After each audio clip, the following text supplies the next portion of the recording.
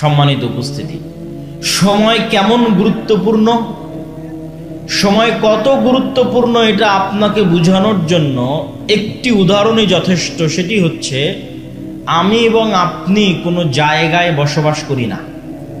আপনার এবং আমার বাড়ি চারঘাটেও নয়, রাজশাহীতেও নয়, নওদাপাড়াতেও নয়, ডাঙ্গিপাড়াতেও নয়, বাংলাদেশেও নয়। এবং এটি বিজ্ঞানীর দৃষ্টিতে বাস্তব, যেটা এখন আমি বলতেছি। আমার এবং আপনার বাড়ি হচ্ছে যেই সালে জন্মগ্রহণ করেছি আর যেই সালে মৃত্যুবরণ করব, এই সময়টুকুর মধ্যে আমরা বসবাস করি। তার কারণ, এই চারঘাটের মাটিতে আজ থেকে 500 বছর আগেও মানুষ ছিল না? ছিল না? ছিল। তো ওরা যদি চারঘাটেই বসবাস করবে, তো আজ নাই কেন?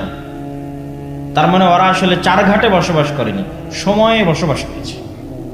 একটা নির্দিষ্ট সময়ে আল্লাহ তাদেরকে পাঠিয়েছিলেন, ওই সময় চলে গেছে, তারাও চলে গেছে। তো আমরাও এক নির্দিষ্ট সময় নিয়ে পৃথিবীতে এসেছি, এই নির্দিষ্ট সময় চলে যাবে, আমরাও চলে যাব। আর আল্লাহ সময়ের শপথ এমনি করেননি, ওয়াল আসর, শপথ সময়ের শপথ এমনি করেন। সময় জিনিসটা অতি গুরুত্বপূর্ণ, এই জন্য সময়ের শপথ করা আছে। এবং সময় আল্লাহর আশ্চর্যজনক সৃষ্টিগুলোর একটা সৃষ্টি। সময় কত আশ্চর্যজনক সৃষ্টি! সময়ের আশ্চর্যজনকতা যদি আপনি বুঝতে চান, তাহলে এতটুকু বুঝতে হবে যে সময় আপেক্ষিক। সব বিজ্ঞানের ছাত্ররা জানে যে সময় আপেক্ষিক। আর আপনাকে উদাহরণ দিলে আপনিও বুঝবেন যে হ্যাঁ, সত্যি সময় আপেক্ষিক। আমি পায়ে হাঁটতেছি, আমার জন্য সময় একরকম। যে ট্রেনে যাচ্ছে তার জন্য সময় একরকম, যে বিমানে যাচ্ছে তার জন্য সময় একরকম। কিন্তু দুঃখজনক হচ্ছে, আমি পায়ে হেঁটেও, বিমানে চলেও, ট্রেনে চলেও আলোর গতিতে চলতে পারছি না। এই জন্য সময়ের বাধ্যবাধকতার মধ্যেই বসবাস করতেছি। আমি কিন্তু সময়ের বাধ্যবাধকতা পার হয়ে যেতে পারবো, এই জন্য সময় আপেক্ষিক। যদি আমি সময় আলোর গতিতে চলতে পারতাম, অথবা আলোর চেয়ে বেশি গতি ধারণ করতে পারতাম, তাহলে আমি সময়কে বিজয় করে নিতাম। এবং বিজ্ঞানীরা প্রমাণ করেছে যে আপনার এই পৃথিবীতে সময়ের দ্রুততার গতি কি? 24 ঘন্টা। 24 ঘন্টায় একদিন এক রাত, এটা হচ্ছে পৃথিবীতে সময়ের দ্রুততার গতি। এই গতি যদি আর অন্য কোনো গ্রহে এর চেয়ে কম অথবা বেশি হয়, তাহলে এখান থেকে একটা মানুষকে উঠিয়ে যদি আমরা ওই গ্রহে পাঠিয়ে দিই, ধরেন কোনো একটা সিস্টেমে পাঠিয়ে দিলাম, ওই মানুষ ওই গ্রহে আর 50 বছর থেকে যদি পৃথিবীতে আগমন করে, তাহলে ওর আর যে সমবয়সী বন্ধু ছিল তাদের চেহারা আর ওর চেহারা মিলবে না। দেখা যাবে ওর সমবয়সী বন্ধু বৃদ্ধ হয়ে গেছে, আর দেখা যাবে ও তখনও যুবক আছে। কেননা ওর জন্য সময় ভিন্নভাবে অতিক্রম হয়েছে, কেননা ও এমন জায়গায় ছিল যেখানে সময়ের গতি ছিল ভিন্ন। এগুলো আমি বলছি না, বিজ্ঞানীরা বলছে। এবং আপনি আরো আশ্চর্য হবেন যে আমরা যদি আজ এখান থেকে অনেক দূরের গ্রহে ভ্রমণ করি, কয়েক লক্ষ, কয়েক হাজার, কয়েক ট্রিলিয়ন, মিলিয়ন কিলোমিটার দূরের, তাহলে অনেক দূরের গ্রহের আলো আমাদের কাছে আসতে যেমন সময় লাগে, এই গ্রহের আলো ওই গ্রহে যেতে সময় লাগবে। তো আপনি ওই রকম দূরত্বের গ্রহে বসে যদি দূরবীন লাগিয়ে মক্কায় দেখেন, তো দেখবেন যে বদরের যুদ্ধ হচ্ছে, দেখবেন যে আল্লাহর নবী হেঁটে বেড়াচ্ছে। মানে আল্লাহর নবী যে সময় এই পৃথিবীতে ছিল, ওই সময়ে যে আলোটা ছিল, ওই আলোটা এখনো অত দূরের গ্রহে পৌঁছেইনি, আলোর গতিতে পৌঁছতে পৌঁছতে পৌঁছেইনি। ফলত ওই আলোর মধ্যেই ছবি ধারণ হয়। আপনারা আমাকে সাথে সাথে দেখছেন না, একটু হলেও পরে দেখছেন। আমার এখান থেকে আলো আপনার চোখে যেতে যতক্ষণ সময় লাগছে তত পরে দেখছেন, কিন্তু এটা আমরা বুঝি না। তো আমি কি আলোচনা করছিলাম? সময় আল্লাহর সবচেয়ে আশ্চর্যজনক সৃষ্টি। আল্লাহ এই সময় সৃষ্টি করে ছেড়ে দিয়েছে। এই সময়ের মধ্যেই মানুষ আসবে, সময়ের মধ্যে মানুষ শেষ হয়ে যাবে, আর এই সময়ের মধ্যেই পৃথিবী শেষ হয়ে যাবে। পৃথিবী শেষ হওয়ার পর সময় কেমন হবে তার কোনো গ্যারান্টি নেই। আল্লাহর নবী নিজেই বলছেন যে পৃথিবীর 50,000 বছরের সমান একদিন হতে পারে কিয়ামতের দিন। তা আল্লাহর নবী তো বলে গেলেন সময় আপেক্ষিক, উনি তো প্রমাণ করে গেলেন। যে কেমনে কিয়ামতের একদিন পৃথিবীর 50,000 বছরের সমান হতে পারে। মানে তখন সময়ের ডেফিনিশন, সময়ের সংজ্ঞা তখন ভিন্ন। এখন পৃথিবীর জন্য আল্লাহ সময় করে দিয়েছে 24 ঘন্টা, একদিন এক রাত। এটা আল্লাহর সৃষ্টি। এই জন্য অনেক জায়গায় গিয়ে দেখবেন মানুষ প্রশ্ন করে, ভাই সৌদি আরবে লাইলাতুল কদর ছিল, আজ এখানে কেমনে লাইলাতুল কদর হয়? বলে আল্লাহ প্রতি রাতে কিভাবে নিচের আসমানে নেমে আসে? সারাদিন সারা পৃথিবীতে তো নিচের আসমান হতেই থাকে, সারাদিন সারা পৃথিবীতে তো শেষ রাত আসতেই থাকে। তো এই শেষ রাত আর এই 24 ঘন্টার দিন রাত আপনার জন্য। আল্লাহ সুবহানাহু ওয়া তাআলা এই ধরনের সময়ের বাইন্ডিংসের ঊর্ধ্বে আল্লাহর নবী সময়ের এই লিমিটেশনকে অতিক্রম করেছিলেন বলেই এক রাতে কাবা থেকে মসজিদে আকসা, মসজিদে আকসা থেকে সপ্তম আসমান, আবার সপ্তম আসমান থেকে কাবা, ফজর হওয়ার আগে ফিরে এসেছেন। মানে ওনার জন্য সময়ের সংজ্ঞা তখন বাতিল হয়ে গেছিল। উনি যে বাহনে আরোহণ করেছিলেন তা আলোর গতির চেয়ে দ্রুততর ছিল, ফলত উনি সময়কে অতিক্রম করে চলে গেছেন, অতিক্রম করে সফর শেষ করে এসেছেন, কিন্তু পৃথিবীতে সময় তার গতিতে চলতেছে, আর উনি সময়ের গতিকে অতিক্রম করে চলে গেছেন। সম্মানিত উপস্থিতি, তাহলে সময় আমাদের জীবন। আমরা সময় নিয়ে খেলতেছি মানে আমাদের জীবন নিয়ে খেলতেছি। আমাদেরকে আল্লাহ সুবহানাহু ওয়া তাআলা যে নির্দিষ্ট সময় দিয়ে পাঠিয়েছে, এই সময়টুকু আমাদের জীবন। এই জন্য এই সময়ের হিসাব আল্লাহ সুবহানাহু ওয়া তাআলা নেবেন। রাসূলুল্লাহ সাল্লাল্লাহু আলাইহি ওয়াসাল্লাম বলেন, নি'মাতানি মাগবুনুন ফীহিমা কাসীরুম মিনান নাস। পৃথিবীর দুইটা নিয়ামত, যে দুইটা নিয়ামত সম্পর্কে পৃথিবীর সব মানুষ সবচেয়ে গাফেল। এক আস-সিহ্হা, সুস্বাস্থ্য, ওয়াল ফারাগ, অবসর সময়। পৃথিবীর মানুষেরা সবচেয়ে গাফেল তার স্বাস্থ্য নিয়ে, পৃথিবীর মানুষেরা সবচেয়ে গাফেল তার সময় নিয়ে। স্বাস্থ্য নিয়ে গাফেল দেখেই তো রাত দিন বিড়ি টানে। মানে যে ব্যক্তি বিড়ি এবং সিগারেট খায় সে কি স্বাস্থ্যের নিয়ামতের মূল্য করে না? মূল্য করে না, মূল্যায়ন করে না। সে আল্লাহর দেওয়া এক নিয়ামতকে চোখের সামনে নষ্ট করতেছে। মাদকতার মধ্যে নিমজ্জিত থেকে, নেশার মধ্যে নিমজ্জিত থেকে তার লিভার, তার পাকস্থলী, তার শ্বাসযন্ত্র নষ্ট করে দিচ্ছে। আর ঠিক আর একদিকে একদল যুবক আছে যারা জুয়া, free fire, PUBG, Facebook, YouTube, Twitter, TikTok নিয়ে ব্যস্ত। তো তাদের কাছে কি সময়ের মূল্য আছে? নাই।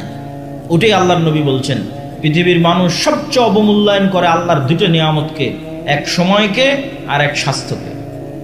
এই জন্য সালাফে সালেহিন বলেছেন, ইন্নাল ওয়াক্তা সাইফুন।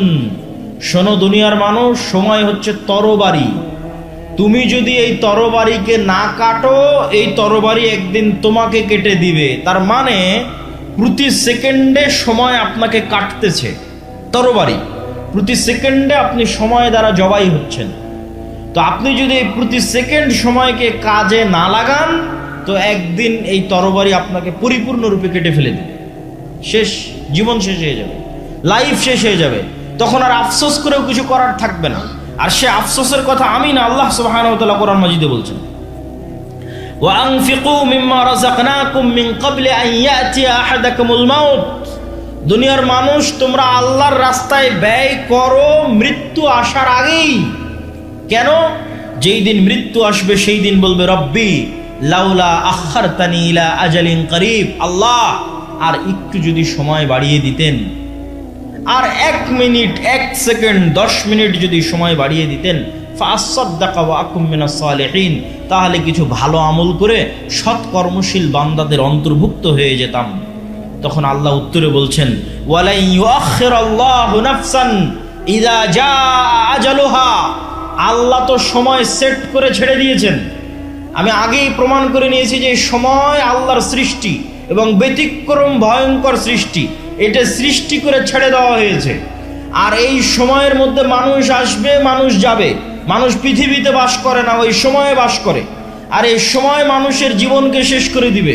তো আল্লাহ ওটাই বলছেন যে আমি তো সময় সৃষ্টি করে ছেড়ে দিয়েছি। যেই দিন তোমার সময় চলে আসবে যাওয়ার, সেই দিন তো আর 1 সেকেন্ডও দেরি হবে না।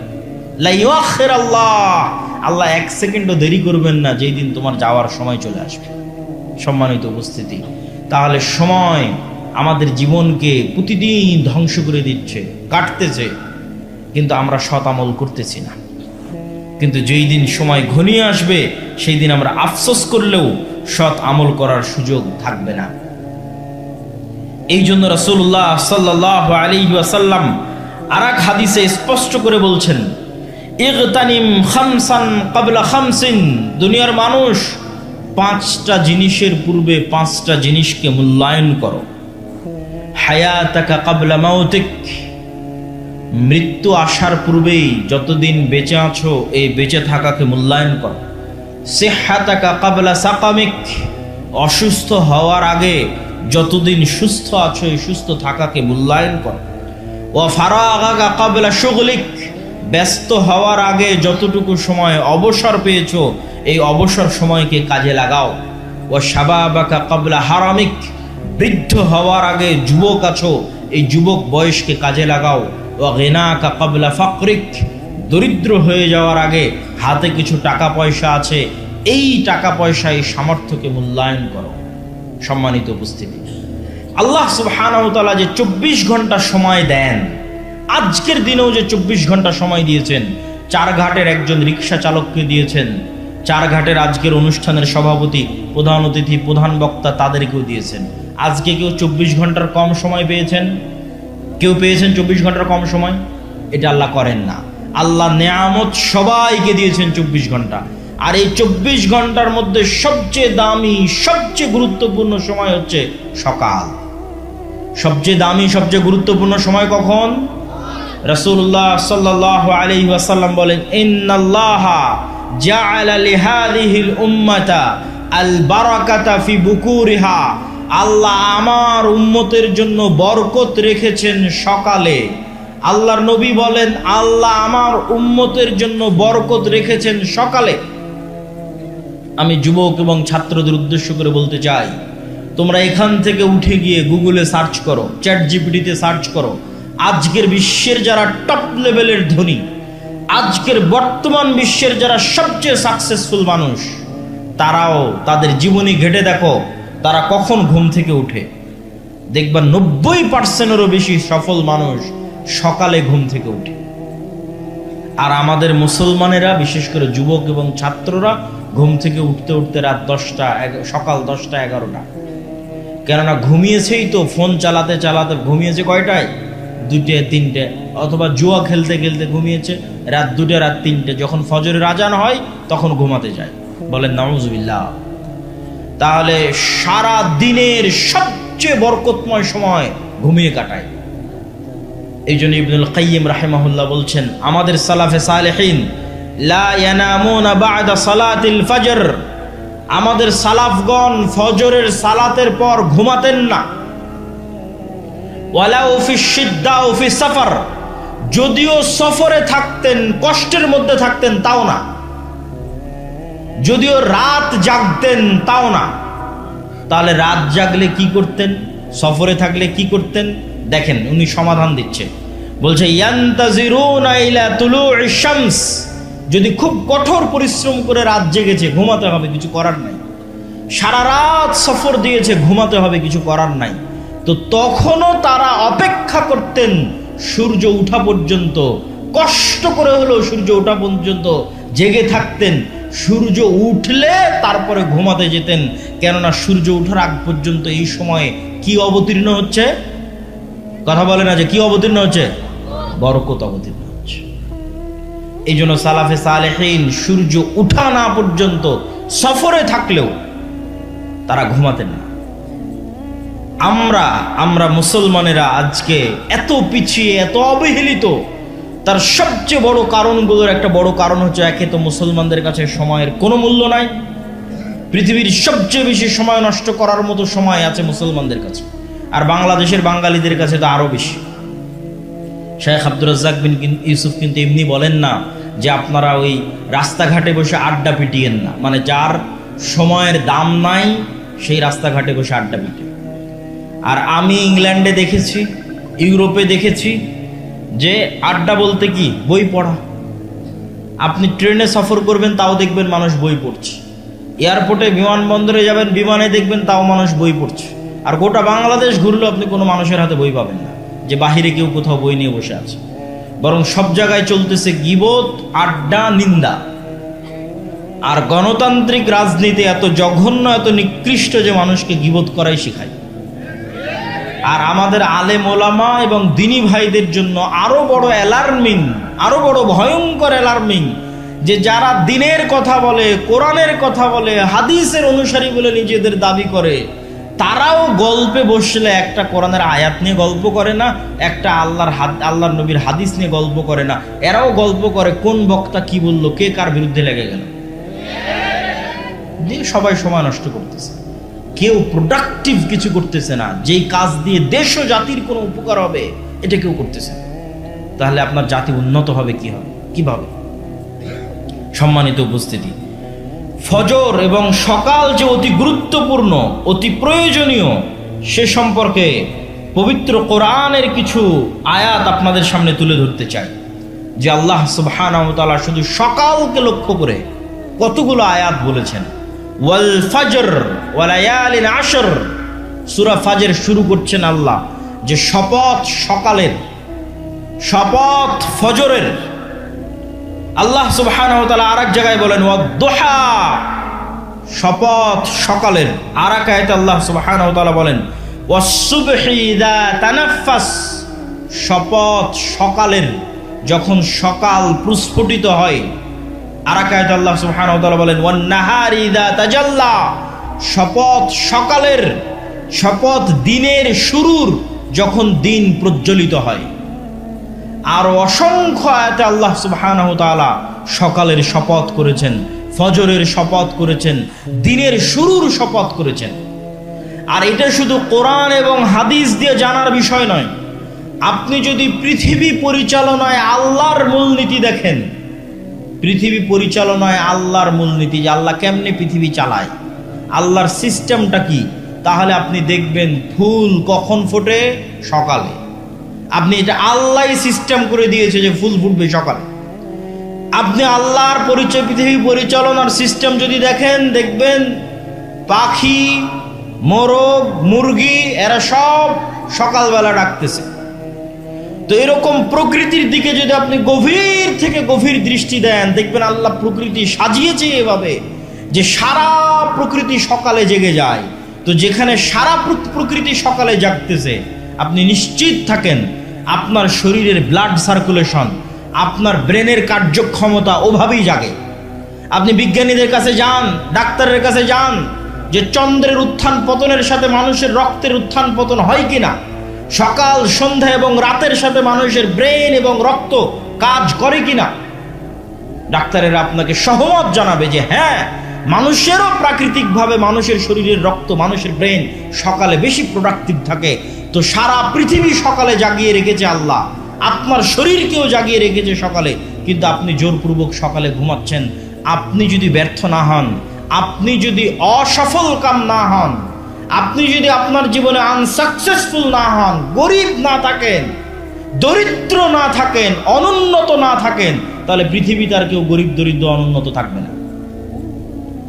আর যদি আপনি সকালকে একবার কাজে লাগানো শুরু করেন, একবার, যে কোনো ছাত্র, যে কোনো ব্যবসায়ী, যে কোনো কৃষক, যে বলবে যে না আমি ফজরের সালাতে উঠব এবং ফজরের পরের এই সময়কে কাজে লাগাবো, তাকে ধনী হতেই হবে। এটি নিয়ম পৃথিবীর। আল্লাহ সুবহানাহু ওয়া তাআলা বলেন ফাইদা কুদিয়াতিস সালাত ফান্তাশিরু ফিল আরদ ওয়াবতাগু মিন ফাজলিল্লাহ, যখন সালাত আদায় শেষ হয়ে যায়, ফজরের সালাত, ফরজ সালাত, যখন সালাত আদায় শেষ হয়ে যায়, তোমরা আল্লাহর জমিনে ছড়িয়ে পড়ো আর আল্লাহর দয়া অনুসন্ধান করো। আবারও শুনেন, তোমরা আল্লাহর জমিনে ছড়িয়ে পড়ো, আল্লাহর দয়া অনুসন্ধান করো। ওই যে একটা ধানের বীজ বপন করেছেন, ওখান থেকে গাছ উৎপন্ন হচ্ছে, এটা আল্লাহর দয়া। পৃথিবীর প্রত্যেক ইঞ্চি জায়গায় আল্লাহর দয়া ছড়িয়ে ছিটিয়ে আছে। পৃথিবীর এমন কোনো জায়গা যেখান থেকে 1 টাকা হালাল উপায়ে অর্জন করা যাবে, ওই 1 টাকা আল্লাহর দয়া, ওইটা আল্লাহ অনুসন্ধানে বেরিয়ে পড়তে বলেছেন। ফজরের সালাতের পর আল্লাহ সুবহানাহু ওয়া তাআলা ঘুমাতে বলেননি। অতএব হে যুবক ভাইয়েরা, হে চারঘাটের মানুষেরা, আপনাদের যে লাইফ স্টাইল, জীবনের যে ধরন, এটা আপনার স্বাস্থ্যকে ধ্বংস করছে, আপনার শরীরকে ধ্বংস করছে, আপনার সময়কে নষ্ট করছে, আপনাকে গরিব বানিয়ে দিচ্ছে।